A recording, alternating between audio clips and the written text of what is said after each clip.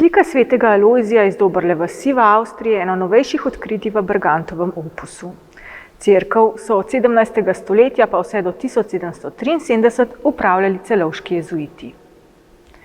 Predstavlja osrednjega jezuitskega svetnika. Golobradi mladenič si s prekrižanimi rokami k prsim pritiska razpelo. Na mizi so upodobljeni tipični atributi: lilija, spokorniški bič, lobanja, rožni venec in na glavo obrnjena vojvodska krona. Ta opominja, da se je svetnik zaradi vere odpovedal posvetnemu plemstvu svoje družine. Posebej zanimiva je liturgična knjiga na mizi, tako imenovani ofici brezmadežnega spočetja.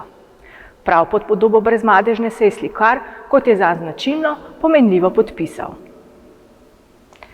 Knjiga nas opozarja, da bi lahko nastanek slike povezali z bratovščino brezmadežnega spočetja. Ta je delovala pri ljubljanskih jezuitih in leta 1767 se je vanjo vpisal tudi Bergant. Kot možni posrednik bi za naročilom lahko stal Karl Dilher, ki je kot rektor deloval najprej v ljubljanskem, nato pa v celovškem jezuitskem kolegiju. Svetega Alojzija je Bergant upodobil še za cerkev v Otočacu na Hrvaškem ter za cerkev v Šmartnem ob Paki.